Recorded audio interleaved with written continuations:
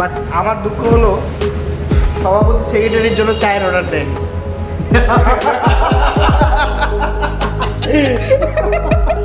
Metro plus Raider না কিছু না 4V পাম্পিংটা এটা হাইওয়ে থাকে, এই পাম্পটা উপরে উঠে যায়।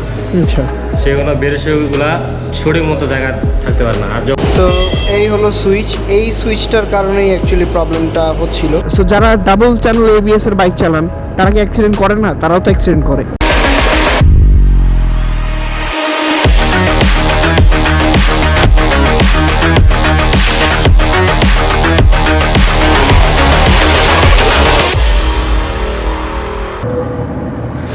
হ্যালো গাইজ, আসসালামু আলাইকুম, this is Tanzim Islam and welcome back to my YouTube channel. এখন মাঝ রোডে দেখার একটা কারণ আছে, সেটা হলো আজকে যাচ্ছি টিভিএস সার্ভিসিংয়ে। যারা আমার ফার্স্ট সার্ভিসিংয়ের ভিডিওটা দেখেছেন তারা হয়তো জানেন যে আমার একটা প্রবলেম ছিল অ্যান্ড সেটা প্রবলেম সলভ করতে পারিনি। সেটা হলো গিয়ার থাকা অবস্থায় বাইকটি স্টার্ট নেয় না। এই যে দেখছেন ফুল কাজ প্রেস করা আছে, এখন স্টার্ট নেয় না। এটার কারণ ওয়াইজ আমি যেটা জানি সেটা হলো এই ক্লাচের এই সাইডে একটা সুইচ থাকে, এই সুইচের একটা ঝামেলা, অ্যান্ড এই সুইচটা আজকে চেঞ্জ করে নিব। অ্যান্ড ছোটোখাটো কিছু টুকটাক সমস্যা আছে সেগুলো তাদেরকে বলবো, অ্যান্ড আমাকে এইটা নিউট্রাল করে তারপর বাইকটি স্টার্ট করতে হয়। এই হলো একটা প্রবলেম, অ্যান্ড এইটার সুইচ পাওয়া যাবে না কোনো ছোটোখাটো এরকম মেকানিকের দোকানে বা পার্টসের দোকানে, এবারে শোরুমের সার্ভিস সেন্টার থেকেই সুইচটা চেঞ্জ করি। এটা বলে রাখি, আজকে যাচ্ছি আমি ঠাকুরগাঁ টিভিএস শোরুমে। যারা এই ভিডিওটা ঠাকুরগাঁ জেলা থেকে দেখছেন তারা প্লিজ কমেন্ট সেকশনে জানাবেন যে ঠাকুরগাঁ থেকে কে কে আছেন আপনারা। এর আগে আমি কোনো ভিডিওতে বলিনি যে আমার বাসা হলো ঠাকুরগাঁ। এই 4V বাইকের ওঠার পরে একটা জোশ চলে আসে, জোশ। এটা একটু কন্ট্রোলে চালাইতে হবে কারণ 4V রাইডারদের এমনি থেকেই ছাপটি রাইডার বলা হয়, এই কারণে একটু স্লো। হ্যাঁ, অ্যান্ড 4Vর পাওয়ার ভরপুর, অ্যান্ড এই টানাটানি করতে গিয়ে অ্যান্ড বেশি পাওয়ার শো করতে গিয়ে হয় সমস্যা, অ্যাক্সিডেন্ট। দেখছেন মানে লুকিং গ্লাস নাই, জাস্ট কিছু নাই, সে ধাপ করে একটা মানে ঘুরাই দিল। পিছনে কোনো যানবাহন আছে কি না এটার মানে প্রয়োজন মনে করে না, জাস্ট মানে ইচ্ছা মতো বাইক চালায়। সমস্যা হচ্ছে এখানেই। এখন আমি যদি কোনো একটা মানে লাগাই দিতাম, অ্যাক্সিডেন্ট হতো অ্যান্ড নাম পড়তো 4V ছাপড়ি রাইডার। প্রিমিয়াম সেগমেন্টে যেমন আপনার GSX-R অথবা GSX এই টাইপের বাইকগুলো, এই আপনার ইকোনমি ক্লাসের বাইকের GSX-R হচ্ছে আপনার 4V, অ্যান্ড এইটার পাওয়ার মাঝে মাঝে আমাকে লিটারালি ভয় পাওয়ায়। এই কথাটা আমি কেন বলি যে আমাকে এই বাইকটা ভয় পাওয়ায়, সেটা এমন না যে আমি ব্রেক করতে পারবো না বা ব্রেকে কনফিডেন্স পাচ্ছি না। আমি হয়তো বেশি এক্সাইটেড হয়ে থ্রটল করব, বাট যখন আমার ইনস্ট্যান্ট ব্রেকের প্রয়োজন হবে তখন আমার ব্রেকটা কাজ করবে না। মানে আপনার যখন অ্যাক্সিডেন্ট হবে, সাডেনলি অ্যাক্সিডেন্ট হবে অ্যান্ড কোনো কিছু বোঝার আগেই আপনি মানে আপনার অ্যাক্সিডেন্টটা হয়ে যাবে, তখন হয় অ্যাকচুয়ালি প্রবলেমটা। সেটা হলো এই সাডেন অ্যাক্সিডেন্টের সময় আপনার সিঙ্গেল চ্যানেল কেন, dual channel ABS traction control, অনেক বড় ফিচার্স থাকা সত্ত্বেও বাইকের অ্যাক্সিডেন্ট হয়ে যায়, কারণ আপনি ওই সময় কন্ট্রোল করতে পারেন না। দুই চাকার একটা যানবাহন, আপনার যতই ABS থাক, ডাবল ট্র্যাকশন কন্ট্রোল থাক অ্যান্ড আদার্স বড় ফিচার্স থাক, সেফটি ফিচার্সগুলোর কথা বলছি। সো যারা ডাবল চ্যানেল ABS এর বাইক চালান তারা কি অ্যাক্সিডেন্ট করে না? তারাও তো অ্যাক্সিডেন্ট করে। এই অ্যাক্সিডেন্টের কথা এটাই বলবো যে ওভার স্পিডিং, এটা হচ্ছে মানে সব থেকে বড় একটা কারণ অ্যাক্সিডেন্টের। বেশ কিছু ফ্লাইওভার আছে যেখানে আমাদের চড়া এখন নিষেধ হয়ে গেছে, জাস্ট বিকজ বাইকের অ্যাক্সিডেন্ট বেশি হচ্ছে। আমাদের নিয়ম কানুন তো আমাদেরকে মানতে হবে, তাই না? আমরা যদি অ্যাক্সিডেন্টগুলো প্রিভেন্ট না করতে পারি, আমরা অ্যাক্সিডেন্ট যদি আমাদের সংখ্যাটা না কমাইতে পারি, সো দিন শেষে আমাদের কিন্তু কখনোই এটা মানে ভালো কিছু বয়ে আনবে না। আমাদের বাইক যত দিন যাবে আমাদের বাইকারদের নাম তত খারাপ হবে, এটাই হচ্ছে। অ্যান্ড এইটাও একটা বড় একটা কারণ, যেখানে আমাদের হায়ার সিসি বাইক পারমিশন পেতে যাচ্ছে বা পাচ্ছে, তখন এই একটা বড় মানে প্রসঙ্গ এসে দাঁড়ায় যে অ্যাক্সিডেন্ট ইস্যু বাংলাদেশে। ঠিক আছে, আমি ফ্লোতে কথাগুলো বলছি, বাট আমাদের যদি নিয়ম কানুন অ্যাটলিস্ট এই অ্যাক্সিডেন্টের তো বিষয় মানে বেশ কিছু বিষয় আসলে উঠে আসে যেগুলো আমাদের ঠিক না করলে আমাদের অ্যাক্সিডেন্ট হার কখনোই কমবে না। আর সব থেকে বড় যেটা কারণ হচ্ছে সেটা হলো ড্রাইভিং লাইসেন্স। এই ড্রাইভিং লাইসেন্স যদি শুধু করলেই যে হয়ে যাবে সেটা কিন্তু না। ড্রাইভিং লাইসেন্স আস্তে আস্তে আমাদেরকে এমন একটা পর্যায়ে নিতে হবে যেন আমরা ড্রাইভিং লাইসেন্সটা নিজে পাস করে তারপর ড্রাইভিং লাইসেন্সটা হাতে পাই। ওকে, এখন এই ড্রাইভিং লাইসেন্সটা যদি আমি 5-7 হাজার টাকা দিয়ে পেয়ে যাই, আমি বাইক চালাতে পারি না, আমার হাতে ড্রাইভিং লাইসেন্স চলে আসলো, অভিজ্ঞতার অভাবে আমি অ্যাক্সিডেন্ট করব, অথবা অন্য কোনো যানবাহনের অভিজ্ঞতার অভাবে আমি অ্যাক্সিডেন্ট করব। বাংলাদেশে অ্যাক্সিডেন্ট হার কমানোর জন্য সবথেকে বড় গুরুত্বপূর্ণ আমার মনে হয় ভূমিকা পালন করবে এই ড্রাইভিং লাইসেন্স। শুধু বাইকের অ্যাক্সিডেন্ট না, অন্যান্য যে অ্যাক্সিডেন্টগুলো, ট্রাকের, বাসের, এইসব অ্যাক্সিডেন্টগুলোও কিন্তু আমরা মনে হয় কিছুটা হলেও রোধ করতে পারবো। সো বাংলাদেশের রাইডারদের জন্য, বাংলাদেশের বাইকারদের জন্য বাংলাদেশের রোড এখন অনেকটাই আনসেফ। হায়ার সিসি পারমিশন পাওয়াতে তারা বিরোধিতা করছেন। অ্যান্ড এই বিরোধিতা করার একটাই কারণ যে বাংলাদেশের এখন আইন কানুন এতটাও সেফ না যে আমরা হায়ার সিসি পারমিশনটা পাচ্ছি। এখন অনেকে আমাকে বলবেন এই কথা শুনে যে আপনিও তার বিরোধিতা করছেন। না, আমি বিরোধিতা করছি না, আমি বিরোধিতা করছি তো ড্রাইভিং লাইসেন্স পেলে তো আমি তো নির্ভয়ে বাইক চালাবো। অ্যান্ড ওই ড্রাইভিং লাইসেন্স মানে নকল ড্রাইভিং লাইসেন্স হাতে পাওয়ার পরে যদি আমি হায়ার সিসি বাইক হাতে পাই, তাহলে আসলে কি হবে বা কি হতে যাচ্ছে, এটা আসলেই খুবই ভয়ঙ্কর একটা বিষয়।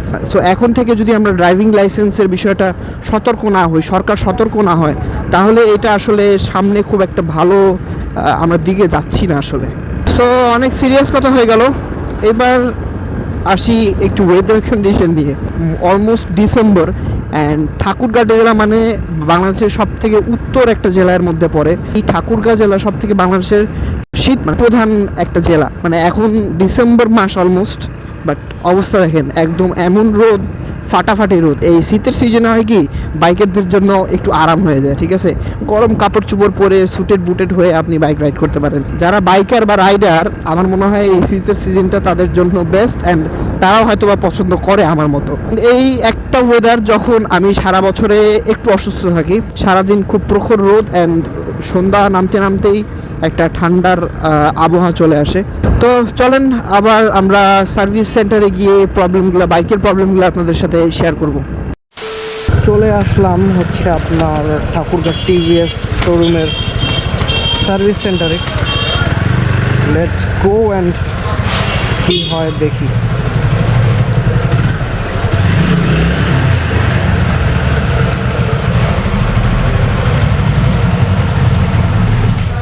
গাইস, আপনার ক্লাচ গিয়ারে থাকলে ক্লাচ দিয়ে সেলফ হয় না। না, এর আগে এই প্রবলেমটা ছিল, একটু ঘষে দিছিল, সমস্যা ক্লিয়ার হয়নি, সমস্যাটা বাড়ছে আরও।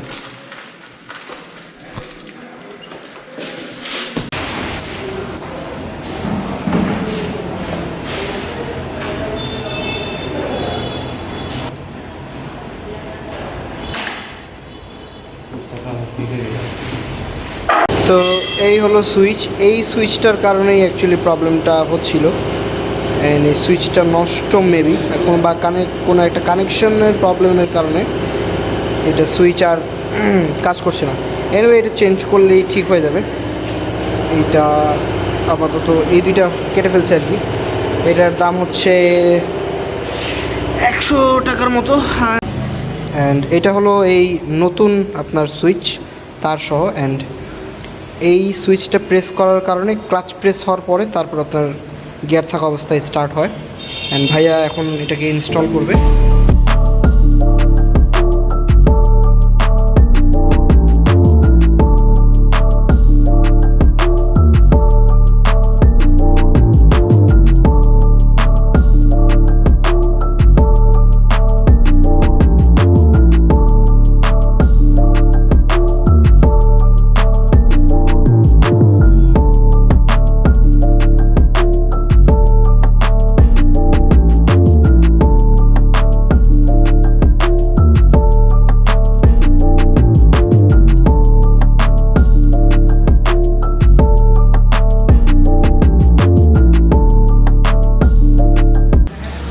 আর কি কোনো সমস্যা আছে বলে মনে হচ্ছে?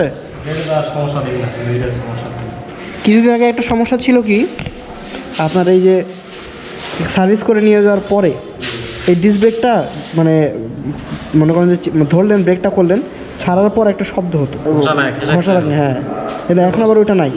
এটা হয় কি, যখন প্রথম অবস্থায় একটা মাল ঘষে দেয়, বেরোসিটা যখন ঘষে দিবে তখন এটা যে পাম্পিংটা দেখো হয়, এই পাম্পিংটা এটা হাই হয়ে থাকে, এই পাম্পটা উপরে উঠে যায়। আচ্ছা, সেগুলো বেরোসিগুলা সঠিক মতো জায়গা থাকতে পারে না। আর যখন এটা একটু রানিং হওয়ার পর ঠিক থাকে, রানিং করে তখন এটা ওই ঘষা খায়, ওটা মানে প্লেন হয়ে যায় ব্রেসটা। আচ্ছা এখন প্রবলেম হওয়ার কথা না, কারণ ফুল আপনার যে এখানে যে সুইচটা পুরো সুইচটাই চেঞ্জ করে দিছে। অ্যান্ড গিয়ার দিলাম, ওকে অফ করে যদি দেন ওকে ডান।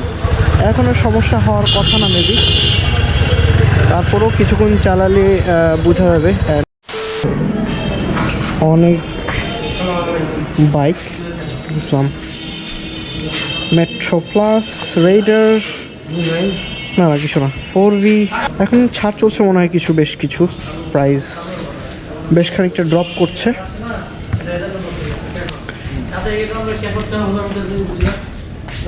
ভাইয়া ইয়ে কাগজগুলো আসছে কোথায়?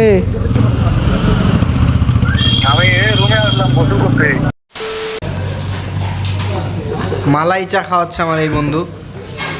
আর দুইটা কেন চা? দুইটা, এখানে পার্সন 3টা, এইসব 3জন সেক্রেটারি মানুষ, হ্যাঁ। এইসব চা খায় না, তাই। এই জন্য আমরা দুইটা মানুষ দুইটা চা, ইটস পারফেক্ট। আচ্ছা আচ্ছা আচ্ছা, বিষয় হলো তারা এখন আবার রাজনৈতিক আলাপে চলে গেল, কারণ উনি হচ্ছে সেক্রেটারি মানুষ, উনি হচ্ছে সভাপতি মানুষ। তা আসলে সভাপতি সেক্রেটারির মিল না থাকলে যেটা হয় আর কি, সেটাই হচ্ছে এখানে।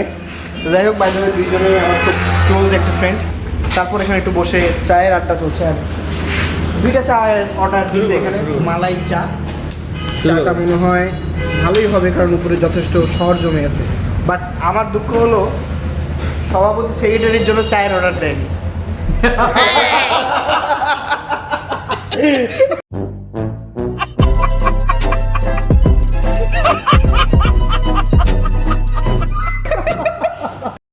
তো ওয়েলকাম ব্যাক এগেইন।